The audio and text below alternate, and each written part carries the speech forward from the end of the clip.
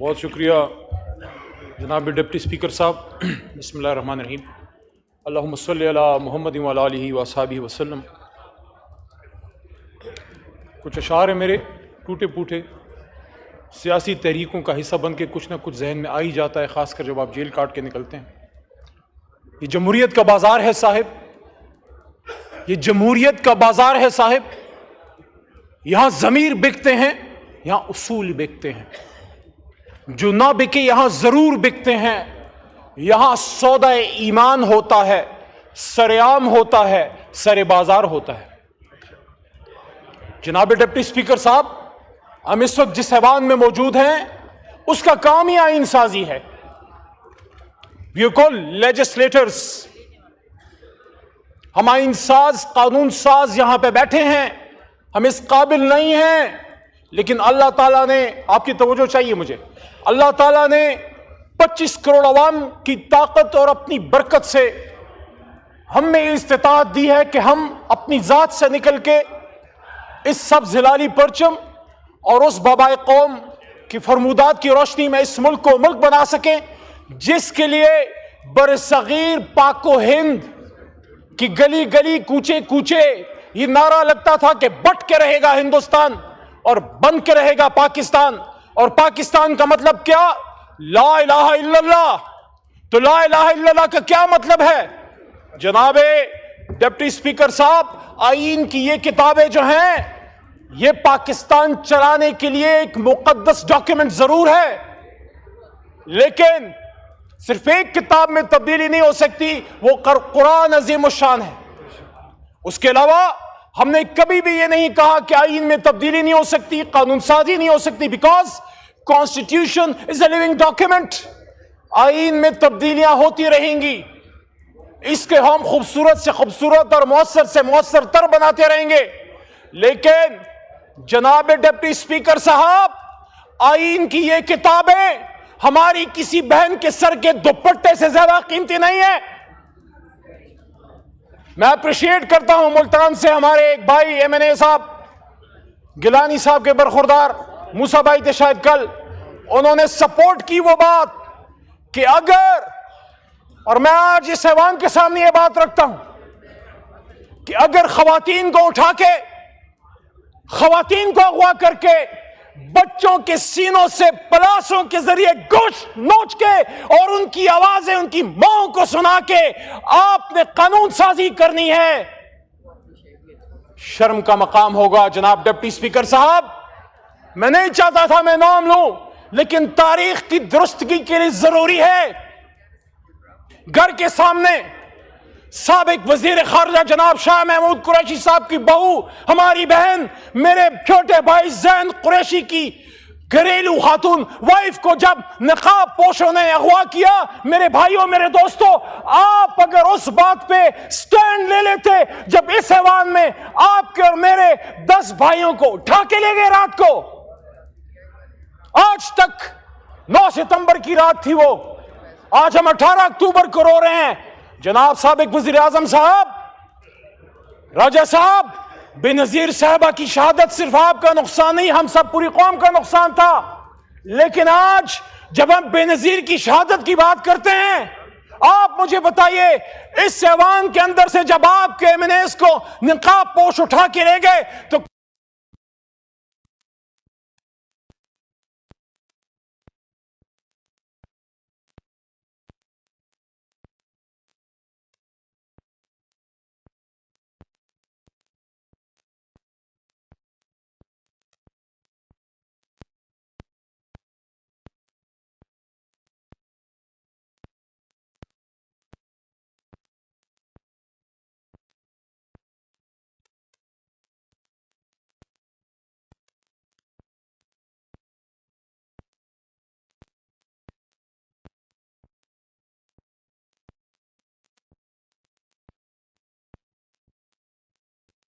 Reference case چل رہا تھا، میرے استاد محترم جو شہید ہو گئے لطیف افریدی لالا، جو پختونوں کی شان تھے، اس بھٹو ریفرنس کیس میں وہ امائکس تھے اور میں ان کے ساتھ 2011 سے سپریم کورٹ آتا تھا. بھٹو صاحب کے اس کیس میں میں ان کے ساتھ وہاں سپریم کورٹ میں آتا تھا. ہمارے سامنے وہ کیس چلا لیکن پھر نہیں پورا ہو سکا. لیکن میں اپریشیٹ کرتا ہوں آج کی سپریم کورٹ کو اور جج صاحبان کو, منصور صاحب اور ان کے ساتھ جتنے ساتھی ان کے ججز ہیں, کہ آج انصاف کرنے کی کوشش کی گئی. 50 سال بعد کہ بھٹو صاحب کا ریفرنس جو ہے اس کا فیصلہ کیا گیا کہ وہ فیصلہ غلط تھا. لیکن میں تو اس وقت ایوان میں نہیں تھا, میں تو اس ایوان سے باہر تھا, اور میں نے یہاں پہ کھڑے ہو کے موجودہ وزیر اعظم شہباز شریف صاحب کے سامنے یہ بات رکھی کہ جب سابق وزیر اعظم جناب عمران خان صاحب پہ جانی حملہ وزیر آباد میں ہوا, آپ کا سیاسی اختلاف ہوگا, لیکن کیا آپ کا فرض نہیں تھا بطور وزیر اعظم پاکستان کہ بہت ہو گیا, لیاقت علی خان صاحب, بھٹو صاحب, بے نظیر صاحبہ اور بہت سے, ہم یہ نہیں ہونے دیں گے اور وزیر اعظم کو شہید نہیں ہونے دیں گے. عمران خان تو گولی کھا کے, آپ نے کہا کہ 18 اکتوبر کو آپ کے کارکن بے نظیر صاحبہ کے ٹرک پہ وہ گئے اور انہوں نے کوشش کی کہ اپنے لیڈر کو بچا سکیں. ان لوگوں کا بھی پتہ کریں جو بے نظیر صاحبہ کو تڑپتا ہوا چھوڑ کے کہیں اور نکل گئے. لیکن اسی طرح جب وزیر آباد میں عمران خان صاحب پہ حملہ ہوا, ہمارے کارکن بھی لپ کے اس کنٹینر کی طرف, اور وہ مرد بحران جب باہر نکلا تو اس نے اسی طرح ہاتھ اٹھایا ہوا تھا, بدن پہ گولیاں کھا کے. عمران خان ڈرا نہیں تھا, جھکا نہیں تھا, خون نکل رہا تھا بدن سے, لیکن ہاتھ مکہ بلند تھا اسلام کے دشمنوں, پاکستان کے دشمنوں کے خلاف, آپ کے خلاف نہیں. یہاں پہ میرا ایک چھوٹا بھائی ہے, اس نے کل فلسطین کے حوالے سے عمران خان صاحب کے بارے میں بات کی. جناب ڈپٹی اسپیکر صاحب, وہ اس وقت ایوان کا حصہ نہیں تھے جب یہاں ہم نے 2 OIC کانفرنسز کی. یہاں پہ شنگھائی کوآپریشن آرگنائزیشن کا اجلاس ہوا, کامیاب ہوا. یہ کامیابی صرف آپ کی نہیں, ہماری بھی ہے. یہ کامیابی ریاست پاکستان, حکومت پاکستان, عوام پاکستان کی ہے. اسی لیے ہم نے 15 اکتوبر کا اپنا احتجاج مؤخر کیا کہ کوئی یہ نہ کہے باہر کے آنے والے مہمان کہ یہ تو آپس میں مشترک گریبان ہیں, یہ ہمارے ساتھ کیا تعاون کریں گے. لیکن ہم وہ بیان نہیں بھولے جناب, جب سابق وزیر خارجہ بلاول صاحب جب اس اپوزیشن میں تھے, اور جب یہی صورتحال تھی اپوزیشن اور حکومت کے بیچ میں, اور انہوں نے یہ بات کی. ہمیں بڑا لوگ کہتے ہیں SCO پہ آپ احتجاج کی بات کرتے تھے. بلاول صاحب آن ریکارڈ ہے جب انہوں نے کہا تھا کہ ہم اسی ایوان میں بیٹھیں گے اور ہم دیکھتے ہیں کہ ہاں وہ ایسی کیسے ہوتی ہے. لیکن ہم نے سمجھا, ہم نے اس کو درگزر کیا, یا ہم نے اس کو نظر انداز کیا کہ جذبات میں ایک بات کی ایک نوجوان لیڈر نے. لیکن آج جب میرے سابق وزیر اعظم, میرے لیڈر پہ بات ہوتی ہے, اس کے فلسطین کا سے کمٹمنٹ پہ بات ہوتی ہے, تو اسی ایوان میں سابق وزیر اعظم عمران خان نے یہاں پہ تقریر کرتے ہوئے, جب امت مسلمہ کی لیڈرشپ یہاں پہ بیٹھی ہوئی تھی, انہوں نے کہا, امت مسلمہ کی مردہ لیڈرشپ کو کہا کہ آؤ کھڑے ہو جاؤ, آؤ ایک اسلامک بلاک بناتے ہیں فلسطین کے لیے, کشمیر کے لیے اور امت مسلمہ کے لیے. کہاں تھے آپ جو آج سوال کرتے ہیں؟ اور اس وقت آپ کہاں تھے جب یہ آدمی جس کو آپ نے 450 450 دنوں سے جیل میں ڈالا ہے, جس سے آپ ہمیں ملاقات نہیں کرنے دیتے, پورا نظام ایک شخص کی ایک سٹیٹمنٹ سے ڈرا ہوا ہے, پورا نظام ایک شخص کی طرف دیکھ رہا ہے کہ عمران خان کیا کہے گا. عمران خان نے جو کہنا تھا وہ صہیونیوں, نصرانیوں, یہودیوں اور ان کے گٹھ جوڑ کے بیچ میں یونائٹڈ نیشنز میں ایک بات کی تھی, and we will fight, ہم مقابلہ کریں گے. اور یہ بات بنی گالا عمران خان صاحب کو میں نے جناب ڈپٹی اسپیکر صاحب 2022 میں رژیم چینج کے بعد کی کہ خان صاحب یہ بات ٹھیک ہے کہ آزاد خارجہ پالیسی, روس سے تعلقات اور ایبسولوٹلی ناٹ بڑی وجوہات ہیں آپ کی حکومت ختم کرنے کی, لیکن میرے خیال میں سب سے جو بڑی وجہ ہے وہ یہ ہے کہ جب آپ نے صہیونیوں, اسرائیل کے زرخریدوں کے بیچ میں یونائٹڈ نیشنز میں امت مسلمہ کو کھٹا کرنے اور یا کنابل و یا کنستعید اور مدنی ریاست کی بات کی, تو اس وقت ان کے کان کھڑے ہو گئے کہ اس آدمی کو ویسے ہی مثال بنانا ہے. جب امت مسلمہ سے کوئی لیڈر کھڑا ہوتا ہے, یہ آپ کا میرا مشترکہ درد ہے میرے بھائی اور بہنوں, یہ آپ کا میرا مشترکہ درد ہے. جب کبھی انور سادات کھڑا ہوا कर्नल कजाफी खड़ा हुआ, सदाम हुसैन जब तक अमेरिका के साथ था ठीक था, लेकिन जब खड़ा हुआ उसको फारिग कर दिया, कजाफी को फारिग कर दिया। शाह फैसल शहीद ने जब तेल बंद किया अरब इसराइल जंग में, जब उसने फलस्तीनियों का साथ दिया, उसको किससे मरवाया? शहीद कर दिया। सदाम हुसैन को बड़ी ईद के दिन फांसी देना एक मैसेज था उम्मत मुस्लिमा को। वो ज़ियाउल हक साहब जो पाकिस्तान के लिए एक किरदार उन्होंने अदा किया, लेकिन जब इस रूस टूटा और उसके बाद उस आदमी ने ये कहा कि अब हम सेंट्रल एशिया में इस्लाम का परचम लहराएंगे, उसके बाद अमेरिका ने क्या कहा कि नहीं ये हमारा एजेंडा नहीं है, तो उन्होंने नहीं छोड़ा, चाहे सियासी है चाहे गैर सियासी है। जिसने उम्मत मुस्लिमा की बात की है उसको मार के छोड़ा। भुट्टो ने जब न्यूक्लियर एसिड्स पे कॉम्प्रोमाइज नहीं किया और रद्द कादियानियत पे दस्तखत कर दिया, उसने खुद कहा था मुझे पता है मैं अपने डेथ वारंट पे दस्तखत कर रहा हूं, तो उन्होंने नहीं छोड़ा। होश के ना खुल लो, होश के ना खुल लो। जब भी वक्त का कोई लीडर पैदा होगा उम्मत मुस्लिमा में चैलेंज करेगा। जब टीपू सुल्तान पैदा होगा वो कहीं ना कहीं से मीर जाफर लाके, मीर सादिक लाके पीठ से वार करेंगे। यही इमरान खान के साथ हुआ, लेकिन वो खुशकिस्मत है अल्लाह ने उसकी जिंदगी लिखी थी, वरना वजीराबाद में मुल्क के दुश्मन, इस्लाम के दुश्मन, पाकिस्तान के दुश्मन अपना काम कर गए थे। तो मेरे दोस्तों, आप आईन साजी कीजिए, लेकिन लोगों के सरों से दुपट्टे छीन के नहीं। आप आईन साजी कीजिए, लेकिन फयाज हमारे एमएनए हैं, आपके भी बच्चे होंगे, आपके भी बेटे होंगे। फयाज साहब के बेटे का उसके बदन का गोश्त पलासों से खींच के उसकी मां को उसकी चीखें सुनाई गई और कहा गया अब बोलो अपने बाप को, अब बोलो अपने खावन को कि वो अपना वोट हमें देता है नहीं देता, तरमीम के हक में देता है नहीं देता। ये कैसी आईनी तरमीम है जिसमें हमें उसको अगवा करना पड़ रहा है? ये कैसी आईनी तरमीम है जिसमें सादुल्ला बलोच, वो कश्मीर में तो नहीं रहता, मकबूजा कश्मीर में, सादुल्ला बलोच जो एमएनए है हमारे इस मोअज़्ज़ज़ ऐवान का, वो फलस्तीन में तो नहीं रहता, वो गाजा का बाशिंदा नहीं है, वो पाकिस्तान का और पाकिस्तान के दिल पंजाब का बाशिंदा है। उसकी वाइफ, उसकी बेटी और उनकी खाला को उठा लिया गया और थ्रेट किया गया कि आओ वोट करो इन तरामीम के हक में, वरना आपके साथ ये और ये किया जाएगा। ये आपकी तरामीम है।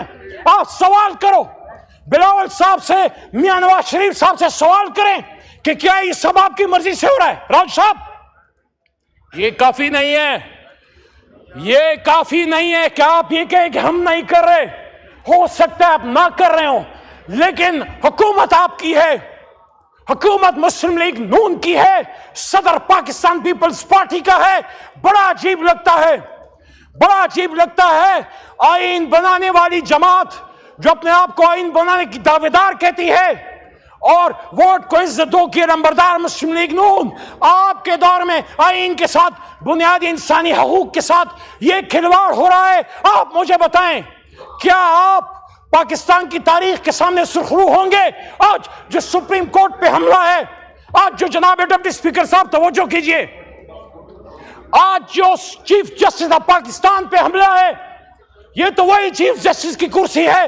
बड़ा शहीद बीबी की बात करते हैं। सिर्फ कुर्बानियों को हमने कैश नहीं करना, उनके कुर्बानियों का जो माखज है, उसका जो असल है, उस पर अमल करना है। शहीद बीबी ने अपनी शहादत से पहले कहा था अपने चीफ जस्टिस के घर पे पाकिस्तान का झंडा लहराऊंगी।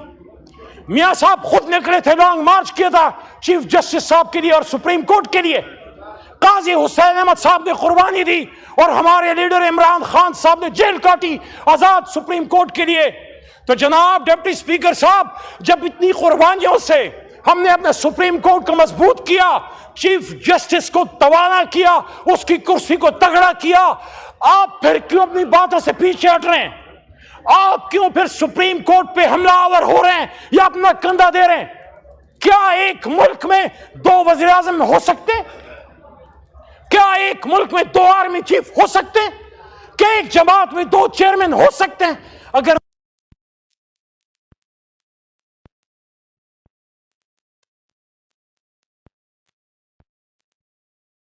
सदर एक होता है, वजीर आजम एक होता है, आर्मी चीफ एक होता है, تو پھر چیف جسٹس دو کیوں؟ آپ کو ایسی سپریم کورٹ کیوں چاہیے جو آپ کے سامنے لیٹ جائے؟ آپ کو ایسا قاضی قضات کیوں چاہیے جو آپ کے سامنے ہاتھ جوڑ کے کھڑا ہو؟ آپ اپنی آئینی ترامیم تو پڑھیے. میں خود اس پارلیمنٹری کمیٹی کا ممبر ہوں, 2018 سے ممبر ہوں. اس میں 8 ممبران ہیں, 4 حکومت کے, 4 اپوزیشن کے. جب آپ نے جناب ڈپٹی اسپیکر صاحب, جب آپ نے یہ قانون سازی کی کوشش کر رہے ہیں کہ پارلیمنٹری کمیٹی آن ججز میں آپ حکومت اور اپوزیشن کی تعداد میں فرق ڈال کے حکومت کی تعداد بڑھا رہے ہیں, تو آپ بیسیکلی کیا کر رہے ہیں؟ جو حکومتی ممبران ہوں گے وہ اپنی حکومت کی لان ٹو کریں گے. آپ بیسیکلی چیف جسٹس کو ملک کے وزیر اعظم چاہے وہ کوئی بھی ہو اس کے آگے سبسروینٹ کر رہے ہیں. اگر وزیر اعظم پاکستان چیف جسٹس کو نامنیٹ کرے گا تو اسلام کا کانسیپٹ ہے قاضی علی السلطان. قاضی سلطان کے اوپر طاقتور ہوتا ہے, وہ ہر کسی سے پوچھ سکتا ہے. جب آپ اس کے طریقہ انتخاب کو چینج کر رہے ہیں, آپ بیسیکلی کانسٹیٹیوشن کے گرنڈوں کو چھیڑ رہے ہیں, بنیادوں کو چھیڑ رہے ہیں. ہمارا آئین پاکستان سپریشن آف پاورز کے کانسیپٹ پہ مشتمل ہے, آزاد عدلیہ, آزاد مقننہ اور آزاد انتظامیہ. لیکن جب آپ نے 19 بیلنس چھیڑ دیا تو آج تو آپ کو اپنی مرضی کا کوئی چیف جسٹس مل جائے گا, لیکن کل کو پھر کوئی اور مولوی مشتاق ادھر سے پیدا ہو کے کسی اور بھٹو کو ٹانگے گا. کیا آپ تاریخ میں جواب دے سکو گے؟ کیا آپ سخرو ہو سکو گے جو آپ سپریم کورٹ کو حکومت وقت کی پاؤں کی جوتی بنانا چاہ رہے ہیں؟ میرے دوستو, میرے بھائیوں, ہمارے دین کا کانسیپٹ ہے قاضی سوال کرتا ہے, اس کے پاس اختیار ہے. 184(3) سو موٹو اس پہ حملہ ہے. کیوں حملہ ہے؟ کیونکہ 8 فروری کے الیکشن میں جو ڈاکہ پڑا اس پہ ہماری پٹیشن سپریم کورٹ میں موجود ہے, اور اس کو 184(3) کے تحت چیف جسٹس جو بھی آتا ہے اٹھا سکتا ہے. آپ چاہتے ہیں کہ جو بھی نیا چیف جسٹس آتا ہے اس کے آنے سے پہلے یہ اختیار لے لو, اور چیف جسٹس کے اپوائنٹمنٹ کا اختیار چیف جسٹس آف پاکستان کا وزیر اعظم پاکستان کو دے دو, اور ساتھ میں آئینی کورٹ. کون سی آئینی کورٹ؟ کس لیے آئینی کورٹ؟ کس طرح کی آئینی کورٹ؟ آپ مجھے بتائیے, 2008 سے 2013 تک آصف علی زرداری صاحب صدر پاکستان نہیں تھے؟ راجہ صاحب جب گفتگو فرما رہے تھے سابق وزیر اعظم, آپ وزیر اعظم نہیں تھے. اس کے بعد میاں صاحب 13 سے 18 تک وزیر اعظم نہیں تھے. بیچ میں شاہد خاقان صاحب آ گئے, اور اس کے بعد 16 مہینے پھر آپ اکٹھے تھے. شہباز شریف صاحب وزیر اعظم, بلاول صاحب ان کے ساتھ وزیر خارجہ. تب تو آپ کو آئینی ترامیم کا دورہ نہیں پڑا, تب تو آپ کو بے نظیر بھٹو صاحبہ سے اپنی کمٹمنٹ یاد نہیں آئی, تب تو آپ کو بھٹو صاحب کی قربانی یاد نہیں آئی کہ ایک جج نے ان کے ساتھ کیا کیا. اور جس جج نے آپ کو انصاف دیا, اتنی تو محسن کش نہ بنے, اتنی تو رواداری, اتنی تو حیا رکھیں کہ جو شخص 50 سال بعد آپ کو انصاف دے گیا آپ اس کے انصاف سے اتنا ڈرتے ہیں. کیوں؟ آپ کو اپنی مرضی کا انصاف چاہیے.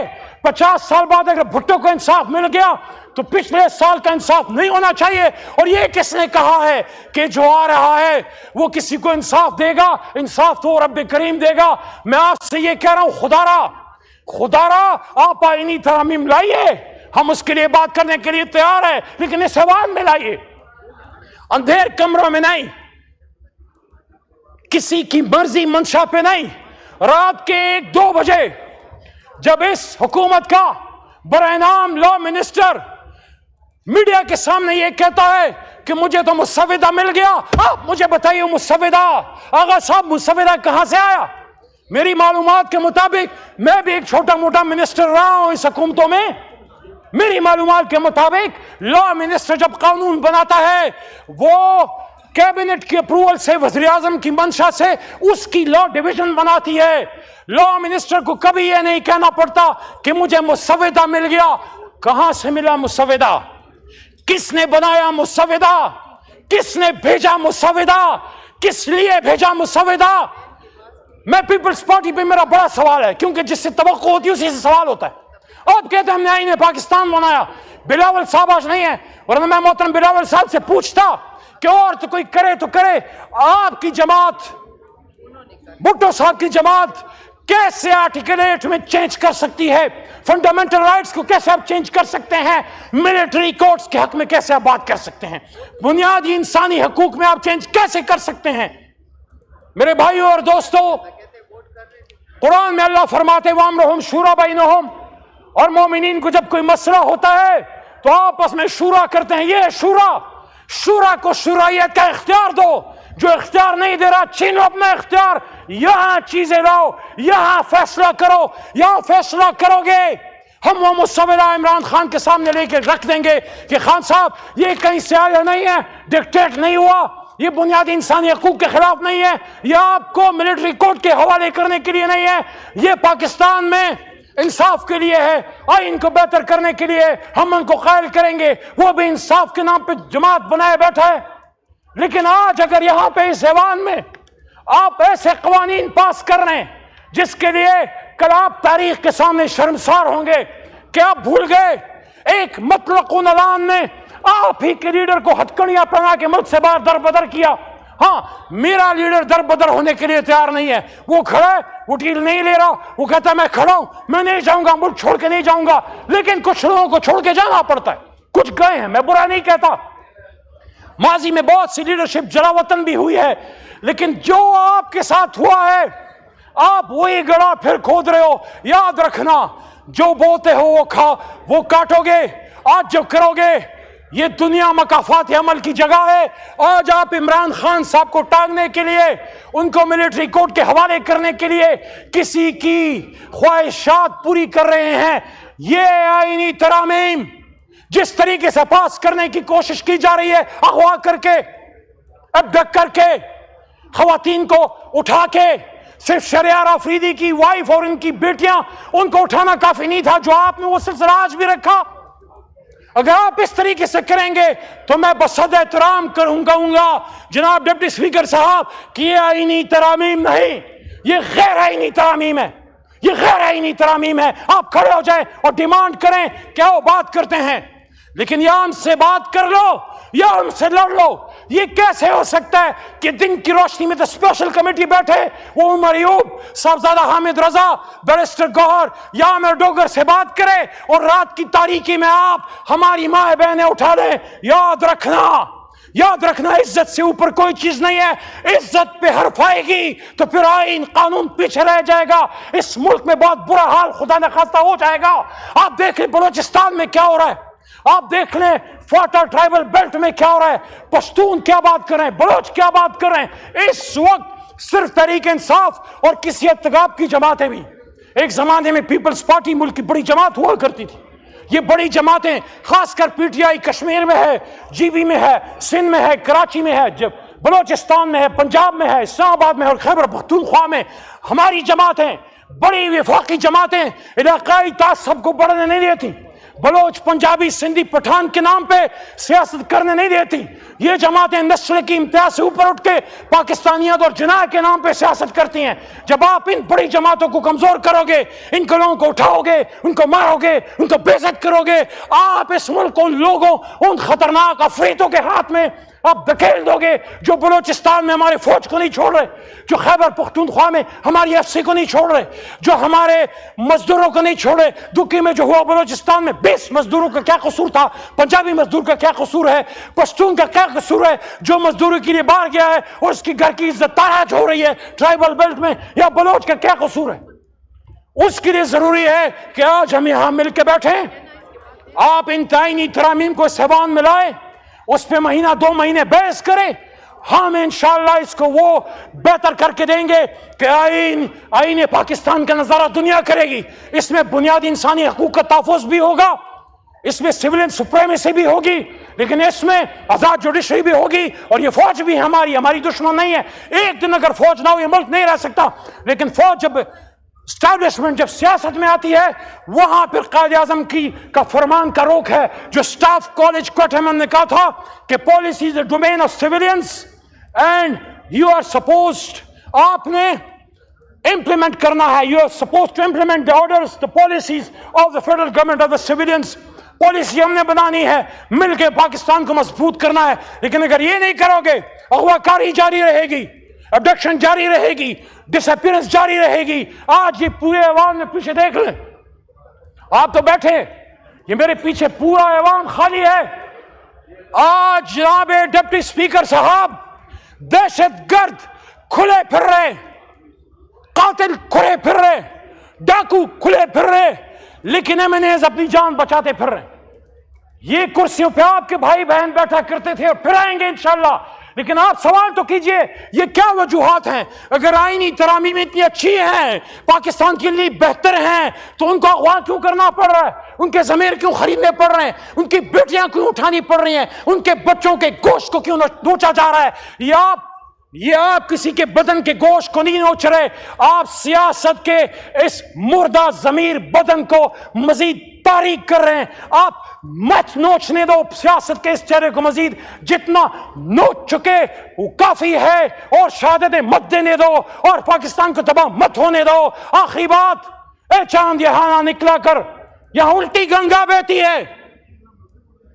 اے چاند یہاں نہ نکلا کر، یہاں الٹی گنگا بہتی ہے. اس دیش میں اندھے حاکم ہیں، نہ ڈرتے ہیں، نہ نادم ہیں، نہ لوگوں کے وہ خادم ہیں. ہاں ہے اس دیش میں کاروبار بہت، ہاں اس دیش میں ہے کاروبار بہت. اس دیش میں گردے بکتے ہیں، اس دیش میں گردے بکتے ہیں. کچھ لوگ ہیں علی شان بہت، اور کچھ کا مقصد روٹی ہے. اے چاند یہاں نہ نکلا کر، لیکن ہم مایوس نہیں ہیں. ہم اپنے اللہ پہ ہمیں یقین ہے، ہمیں یقین ہے جس قوم نے ہم نے بھیجا ہے، ہمیں بڑی طاقت ہے، ہمیں بڑی جستجو ہے، ہمیں بڑا حوصلہ ہے. انشاءاللہ عمران خان نکلے گا، آئے گا، اور جو میں نے بات کی تھی عوام کی طاقت سے اس کرسی پہ ایک بار پھر بیٹھے گا. لیکن وہ تب ہوگا، اور پاکستان میں جمہوریت تب مضبوط ہوگی جب ہم ایک دوسرے کو اغوا کرنا، بلیک میل کرنا، عزت تاراج کرنا اگر ہماری طرف سے ہوا ہے وہ بھی غلط ہے. اگر ہماری طرف سے کسی کا دروازہ توڑا گیا وہ بھی غلط ہے. اگر ہماری طرف سے ہماری حکومت میں رات کو کسی کو اٹھایا گیا وہ بھی غلط ہے. لیکن آج آئین سازی کے نام پہ جو پاکستانی لیڈرشپ، پاکستانی عوام کا مذاق اڑایا جا رہا ہے، میں سمجھتا ہوں پوری دنیا کے سامنے ہمارا چہرہ شرم سے شرمسار ہے کہ آج پاکستان میں آئین سازی کی بات ہو رہی ہے ڈپٹی اسپیکر صاحب، اور آدھا ایوان خالی ہے. بہت شکریہ. پاکستان زندہ باد.